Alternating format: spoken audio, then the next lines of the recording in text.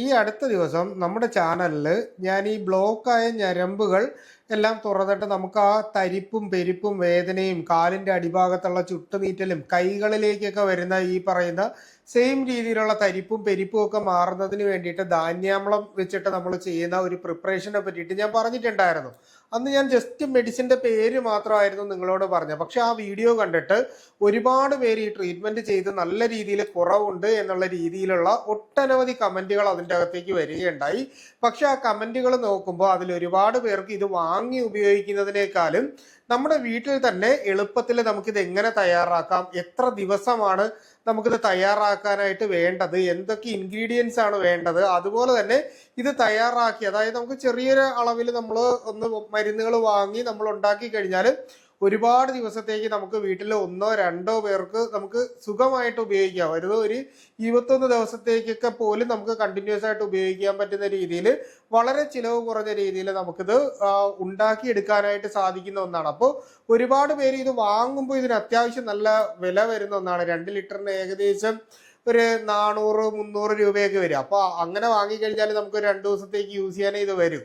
അപ്പോൾ അതുകൊണ്ട് തന്നെ ഒരുപാട് പേര് ചോദിച്ചത് കൊണ്ട് ഇന്ന് ഞാൻ ഈ പ്രത്യേകിച്ച് എന്താണ് പറഞ്ഞ കഴിഞ്ഞ വീഡിയോയിൽ പറഞ്ഞ പോലെ കാലിൻ്റെ ഞരമ്പുകൾ ബ്ലോക്കായി കഴിഞ്ഞാൽ അതിലുണ്ടാവുന്ന സിംറ്റംസ് എന്തൊക്കെയാണ്, അങ്ങനെ അതായത് വേണ്ടാത്ത നമ്മൾ ആ വീഡിയോയിൽ പറഞ്ഞ ഒരു കാര്യവും ഞാനിന്ന് റിപ്പീറ്റ് ചെയ്യത്തില്ല. ഞാൻ ജസ്റ്റ് നിങ്ങൾക്ക് ധാന്യാമ്ലം എങ്ങനെ ഉണ്ടാക്കാൻ പറ്റും, അതുപോലെ തന്നെ അത് എങ്ങനെയാണ് ചെയ്യേണ്ടത്, എത്ര ദിവസം കണ്ടിന്യൂസ് ആയിട്ട് ചെയ്യണം, എങ്ങനെയാണ് അത് ചൂടാക്കി ഉപയോഗിക്കേണ്ടത്, ഇതിൻ്റെ പൂർവ്വകർമ്മം എന്താണ്, പ്രധാന കർമ്മം എന്താണ്, പശ്ചാത് കർമ്മം, അതായത് ആദ്യം നമ്മൾ എണ്ണ തേച്ച് മസാജ് ചെയ്യണോ വേണ്ടേ, അതിനുശേഷം നമ്മൾ ഇതെങ്ങനെയാണ് പ്രിപ്പയർ ചെയ്യേണ്ടത്, അത് കഴിഞ്ഞ് ഇത് കാലിൽ അല്ലെങ്കിൽ നമ്മുടെ ശരീരത്തോ എങ്ങനെയാണ് കറക്റ്റായിട്ട് ഉപയോഗിക്കേണ്ടത്, ഉപയോഗിച്ചതിന് ശേഷം ലാസ്റ്റിൽ എന്താണ് ചെയ്യേണ്ടത്, ഇതാണ് പൂർവ്വകർമ്മം, പ്രധാന കർമ്മം, പശ്ചാത് കർമ്മം എന്ന് പറയുന്നത്. അപ്പോൾ ഈ 3 കാര്യങ്ങളുമാണ് ഇന്ന് പറയുന്നത്. ആദ്യം തന്നെ നിങ്ങൾക്ക് സാമ്പത്തികമായി ഇത് വാങ്ങി കടയിൽ നിന്ന്, അതായത് മെഡിക്കൽ സ്റ്റോറിൽ നിന്ന് വാങ്ങി ചെയ്യാൻ പറ്റുന്ന ആളാണെങ്കിൽ ഈ വീഡിയോ കാണേണ്ട ആവശ്യമില്ല.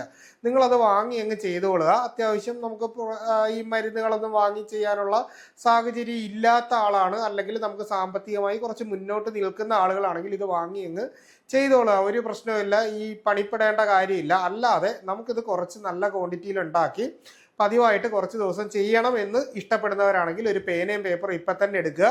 ഞാൻ ഈ പറയുന്ന ഐറ്റംസ് ഏതൊക്കെയാണെന്ന് നോട്ട് ചെയ്യുക. ഞാൻ പറയുന്ന ആ പ്രിപ്പറേഷൻ മെത്തേഡും എഴുതിയെടുക്കുക. അതാകുമ്പോൾ നിങ്ങൾക്ക് ഇടയ്ക്കിടയ്ക്ക് വീഡിയോ വന്ന് വീണ്ടും വീണ്ടും കാണേണ്ട ഒരാവശ്യം വരത്തില്ല.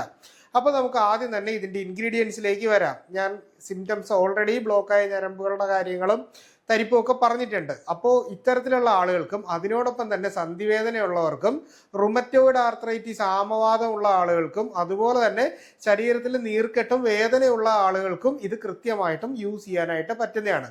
അതുപോലെ തന്നെ ദേഹത്ത് ഏതെങ്കിലും ഭാഗത്ത് തരിപ്പോ പെരിപ്പോ ചുട്ടുനീറ്റലോ പ്രശ്നങ്ങളോ ഉണ്ടെങ്കിൽ നമുക്കിത് ചെയ്യാനായിട്ട് പറ്റും. ഈ നടുവേദന കാര്യങ്ങൾ, അതായത് ജോയിൻറ്റിൽ സെല്ലിങ്, അതായത് നീർക്കെട്ടുള്ള കണ്ടീഷൻസിൽ ഇത് ചെയ്യുന്നതുകൊണ്ട് കുഴപ്പമില്ല. അല്ലാത്ത കണ്ടീഷൻസിൽ നമ്മൾ ഓയിലിട്ട് മസാജ് ചെയ്യുന്നതാണ് നല്ലത്. അപ്പോൾ ആ പറയുന്ന സന്ധിവാദത്തിനൊന്നും ഇത് ചെയ്യേണ്ട ആവശ്യമില്ല, ആദ്യം തന്നെ പറയാം.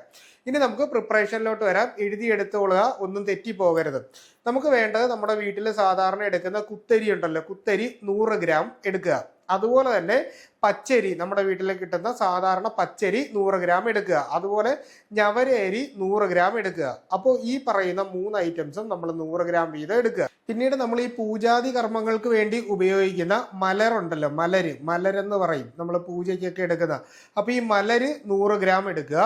അവല്, നമ്മളെ അതും റോസ് കളറിലുള്ള അവല്, വെള്ള അവലല്ല, റോസ് മട്ടേരിയുടെ അവല് 100 ഗ്രാം എടുക്കുക. അപ്പോൾ ഇതെല്ലാം ഈ കൊലി 100 ഗ്രാം എടുത്തതിന് ശേഷം നമുക്ക് മുതിര വാങ്ങാനായിട്ട് കിട്ടും. അപ്പം മുതിരയും 100 ഗ്രാം എടുക്കുക. 100 ഗ്രാം എടുത്തതിന് ശേഷം ഇതിൻ്റെ കൂട്ടത്തിൽ നമുക്ക് ഈ ധാന്യങ്ങൾ, ഏത് ചെറുധാന്യങ്ങളിൽ ഏത് വേണമെങ്കിലും ഇടാമെങ്കിലും ഈ തിന അതുപോലെ തന്നെ ചാമ മുതലായിട്ടുള്ള ധാന്യങ്ങളുണ്ടല്ലോ, മെയിനായിട്ട് ഈ ഒരു 2 ധാന്യങ്ങളെങ്കിലും 100 ഗ്രാം വീതം നമ്മൾ എടുക്കണം. അതിനുശേഷം നമുക്കിതിൻ്റെ അകത്തേക്ക് ആഡ് ചെയ്യാനായിട്ട് വേണ്ടത്, നമ്മുടെ വീട്ടിലിപ്പോൾ സാധാരണ എടുക്കുന്ന കഞ്ഞിവെള്ളം ഉണ്ടല്ലോ, ബാലൻസ് വരുന്ന കഞ്ഞിവെള്ളം, ഒരു 3-4 ദിവസത്തെ കഞ്ഞിവെള്ളം കൂടി നമ്മൾ എടുത്തൊന്ന് വെച്ചിരിക്കുക.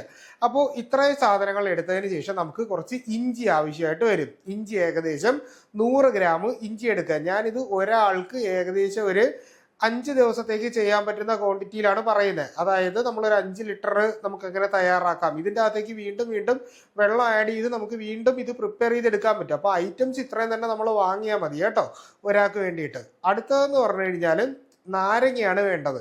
അപ്പോൾ ചെറുനാരങ്ങ നമ്മൾ വാങ്ങിയതിന് ശേഷം ഇത് ഏകദേശം ഒരു 7 നാരങ്ങയെങ്കിലും നമുക്ക് ആവശ്യമായിട്ട് വരും. അപ്പോൾ ഈ നാരങ്ങയും ചെറുതായിട്ട് അരിഞ്ഞ് കഷ്ണങ്ങളാക്കിയത് എടുക്കുക. എന്നിട്ട് ഇവയെല്ലാം നമുക്ക് 2 രീതിയിൽ ചെയ്യാം. അതായത് കുറച്ച് സമയമൊക്കെ ഉണ്ടെങ്കിൽ നമ്മൾ ഈ പറയുന്ന ഓരോ ധാന്യങ്ങളും നാരങ്ങയും ഇഞ്ചിയും എല്ലാ കാര്യങ്ങളും നമ്മൾ ഓരോ സെപ്പറേറ്റ് കിഴികളായിട്ട് കെട്ടി മാറ്റി വെക്കുകയാണ് ചെയ്യാനുള്ളത്. മാറ്റി വെച്ചതിന് ശേഷം ഒന്നുകിൽ വീട്ടിലിരുന്ന കഞ്ഞിവെള്ളത്തിൻ്റെ അകത്ത്, ഇല്ലെങ്കിൽ ഒരു 5 ലിറ്റർ സാധാരണ വെള്ളം ഉണ്ടല്ലോ, നമ്മൾ കുടിക്കുന്നതിന് വേണ്ടിയിട്ട് എടുക്കുന്ന വെള്ളം. അപ്പോൾ ആ കുടിക്കുന്നതിന് വേണ്ടിയിട്ട് എടുക്കുന്ന നമ്മുടെ ശുദ്ധജലം നമ്മളൊരു 5 ലിറ്റർ അല്ലെങ്കിൽ ഒരു 7 ലിറ്റർ വെള്ളം എടുക്കുക. വെള്ളം എടുത്തതിന് ശേഷം അതിലേക്ക് നമ്മൾ ഈ കിഴികൾ, അതായത് കെട്ടിവെച്ച കിഴികൾ ഓരോന്നായിട്ട് നമ്മൾ ഇടുകയാണ് ചെയ്യാനുള്ളത്. അപ്പോൾ അങ്ങനെ ഓരോന്നായിട്ട് ഇടാം. ഇനിയിപ്പോൾ നമുക്ക് അതിനൊന്നുമുള്ള സമയമില്ല എന്നുണ്ടെങ്കിൽ ഇതെല്ലാം കൂടെ ഒന്നിച്ച് ഇട്ടിട്ട് നമ്മളൊരു വലിയൊരു കിഴി കെട്ടിയിട്ട് അങ്ങനെ നമ്മൾ ഇതിൻ്റെ അകത്ത് ഇട്ടാലും മതി. അപ്പോൾ ഒന്നുകിൽ കഞ്ഞിവെള്ളം ഒഴിക്കുക, ഇല്ലെങ്കിൽ നമ്മൾ ഈ പറയുന്ന സാധാരണ വെള്ളം ഒഴിക്കുക. എന്നിട്ട് നമ്മൾ ചെയ്യാനുള്ളതെന്ന് പറഞ്ഞാൽ ഇതിനെ നമ്മൾ ചൂടാക്കുകയാണ് വേണ്ടത്. അതായത് ഇതിനെ ആയുർവേദത്തിൽ സന്താനകൽപ്പന എന്നാണ് പറയുന്നത്. അതായത് ഫെർമെന്റേഷൻ മെത്തേഡിലൂടെ പ്രിപ്പയർ ചെയ്തെടുക്കുന്നത്. അതായത് നമ്മളൊരു കലം എടുക്കുക, ആ കലത്തിൻ്റെ അകത്ത് ഈ കിഴി ഇടണം. ഇട്ട് കഴിയുമ്പോൾ ഇതിൻ്റെ മുകളിലൊരു കയറോ എന്തെങ്കിലും ഒരു ഇതിട്ടിട്ടൊരു നമുക്കൊരു വള്ളി പോലെ എന്തെങ്കിലും വേണമല്ലോ ഇതിൻ്റെ മുകളിലോട്ട് വലിച്ചെടുക്കാൻ. അപ്പോൾ അങ്ങനെ കെട്ടി ഈ കലത്തിൻ്റെ പുറത്തേക്ക് ഇട്ടതിന് ശേഷം നമ്മൾ ഇതിൻ്റെ അകത്ത് വെള്ളമോ അല്ലെങ്കിൽ ഈ പറഞ്ഞ രീതിയിൽ കഞ്ഞിവെള്ളമോ ഒഴിച്ചതിന് ശേഷം ഇതിനെ അത്യാവശ്യം നല്ല രീതിയിൽ നമ്മൾ ചൂടാക്കുക. ചൂടാക്കിയതിന് ശേഷം ഇത് നന്നായിട്ടൊന്ന് തിളച്ച് വന്നു കഴിയുമ്പോൾ ഇതിൻ്റെ വായ്ഭാഗം നന്നായിട്ട് കെട്ടി മൂടി വയ്ക്കുക. സാധാരണ നമ്മുടെ ആയുർവേദത്തിലെ ജനറൽ പ്രിപ്പറേഷൻ പ്രകാരം 7 ദിവസം നമ്മളിത് കണ്ടിന്യൂസ് ആയിട്ട് ഇതുപോലെ ചൂടാക്കി വീണ്ടും വെള്ളം ആഡ് ചെയ്ത് കൊടുത്ത് 7 ലിറ്ററോളം വെള്ളം നമ്മൾ ആഡ് ചെയ്ത് ഡെയിലി ആ ഒരു ലെവൽ വെച്ച് 5 ലിറ്റർ ആയിട്ട് വറ്റിച്ചെടുക്കുന്ന ആ രീതിയിൽ 7 ദിവസം ചെയ്യാനായിട്ട് പറയുന്നുണ്ട്. നമുക്കിപ്പോൾ 7 ദിവസം പറ്റിയില്ലെങ്കിലും ഒരു 2-3 ദിവസമെങ്കിലും നമ്മളിതിനെ ചൂടാക്കി എയർ കയറാത്ത മുകൾ ഭാഗം അടയ്ക്കാൻ പറ്റുന്ന ഈ കലം നന്നായിട്ട് അടച്ച് കെട്ടിവെക്കുക. വെച്ച് വീണ്ടും വീണ്ടും നമുക്ക് ചൂടാക്കിക്കൊണ്ടിരിക്കുക. അതിനുശേഷം ലാസ്റ്റിൽ നമ്മൾ ചെയ്യാനുള്ളതെന്ന് പറഞ്ഞാൽ ഇതിൻ്റെ പ്രിപ്പറേഷൻ കഴിഞ്ഞു കഴിഞ്ഞാൽ നമ്മളൊരു വലിയ ഒരു പ്ലാസ്റ്റിക് ആയിട്ടുള്ള ഒരു പാത്രത്തിൻ്റെ അകത്തോ അല്ലെങ്കിൽ ഈ കലത്തിൻ്റെ അകത്ത് തന്നെ നമ്മൾ ഈ പറയുന്ന കിഴിയോടൊപ്പം തന്നെ ഇതിട്ടതിന് ശേഷം ഇതിനെ നമ്മൾ ഓരോ ദിവസവും നമ്മൾ ഏകദേശം നമ്മുടെ ഒരാളുടെ, ഇപ്പം ഞാൻ ഉദ്ദേശിക്കുന്നത് നമ്മുടെ കാലിലും കൈകളിലും ചെയ്യുന്നതിന് വേണ്ടിയിട്ടാണ്. ഇതിനെ സർവാംഗധാരയായിട്ട് നമ്മുടെ ശരീരത്തിൽ പൂർണ്ണമായിട്ട് ഫുള്ളായിട്ട് ഒഴിക്കുന്ന രീതിയിലും ധാന്യാമളം ചെയ്യാറുണ്ട്. ഞാൻ ആ തരിപ്പും പെരിപ്പും ഉള്ള ഭാഗത്തേക്ക് ഒഴിക്കാനാണെങ്കിൽ ഒരാൾക്ക് ഏകദേശം 1 ലിറ്ററോ അല്ലെങ്കിൽ മാക്സിമം പോയാൽ 2 ലിറ്ററോ, ഇതിൻ്റെ അപ്പുറത്തേക്ക് ഒരു ദിവസം ആവശ്യം വരത്തില്ല. 1 ലിറ്റർ എടുത്താലും മതി. അപ്പോൾ അത് ഒരു ദിവസം എടുക്കുമ്പോൾ നമുക്ക് പിറ്റന്നത്തെ ദിവസം എത്ര വേണമെന്നറിയാം. എന്നിട്ട് ഇത് കോരിയെടുക്കുക, വീണ്ടും മുകൾ ഭാഗം അടച്ചു വയ്ക്കുക. കുറച്ച് വെള്ളം, എത്ര വെള്ളം നമ്മൾ കോരുന്നുണ്ടോ അത്രയും തിളപ്പിച്ച കഞ്ഞിവെള്ളമോ തിളപ്പിച്ച ചൂടുവെള്ളമോ ഇതിൻ്റെ അകത്തോട്ട് ഒഴിച്ച് ഈ കിഴി ആ വള്ളിയിൽ പിടിച്ചൊന്ന് മുകളിലോട്ട് ഇങ്ങനെ ഉയർത്തുകയും താഴ്ത്തുകയും ചെയ്ത് ഒന്ന് കുലുക്കിയിട്ട് ഇത് കെട്ടി വീണ്ടും അടച്ചു വയ്ക്കുക. വീണ്ടും പിറ്റേ നമുക്കിത് കോരിയെടുക്കാം. അങ്ങനെ ഏകദേശം 21 ദിവസം വരെ നമുക്കിതിങ്ങനെ കോരിയെടുത്ത് വീണ്ടും വീണ്ടും വീണ്ടും ഉപയോഗിച്ചുകൊണ്ടിരിക്കുക. അതായത് നമ്മുടെ പൈസയുടെ ചിലവെന്ന് പറയുന്നത് ഭയങ്കരമായിട്ട് അങ്ങ് താന്നു പോകും. അതായത് അത്രയും മേടിക്കേണ്ട ആവശ്യം വരുന്നില്ല. അപ്പോൾ ഇതിനെ എടുത്തതിന് ശേഷം നമ്മുടെ കാലിലാണ്, ഞാൻ ജസ്റ്റ് കാലിലെ പറഞ്ഞുതരാം, അത് കയ്യിലോ എവിടെയാണെങ്കിലും ഇതുപോലെ ചെയ്യുക. നമ്മൾ സാധാരണ ഒരു ജനറലി നമ്മൾ കുറച്ച് പിണ്ടതൈലം മേടിക്കുക. നമ്മുടെ കാലിലോ കയ്യിലോ തരിപ്പുണ്ടെങ്കിൽ അതിൻ്റെ ഈ വിരലിൻ്റെ ഭാഗത്ത് നിന്ന് മുകളിലേക്ക് നമ്മളിങ്ങനെ തടവില്ലേ, അപ്പം ഞാൻ എൻ്റെ കയ്യിൽ കാണിക്കുന്ന പോലെ ഇങ്ങനെ നമ്മൾ തടവിയിട്ട് ഈ ഏകദേശം ഒരു 10 മിനിറ്റ് അല്ലെങ്കിൽ ഒരു 15 മിനിറ്റ് സമയം നമ്മുടെ ഈ തരിപ്പുള്ള ഭാഗങ്ങളിൽ നന്നായിട്ടൊന്ന് തടവണം.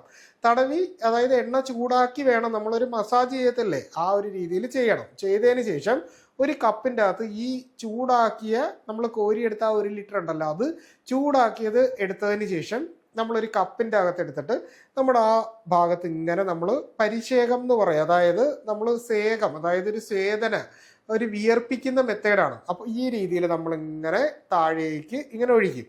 അതുപോലെ തന്നെ 2 പ്രാവശ്യം നമ്മൾ താഴേക്ക് ഒഴിച്ചു കഴിഞ്ഞാൽ പിന്നെ നമ്മൾ തിരിച്ച് മുകളിലേക്ക് ഒഴിക്കുന്ന രീതിയിൽ ഏകദേശം 20 മിനിറ്റ് സമയമെങ്കിലും മിനിമം നമ്മൾ ഇത് ചെയ്തിരിക്കണം.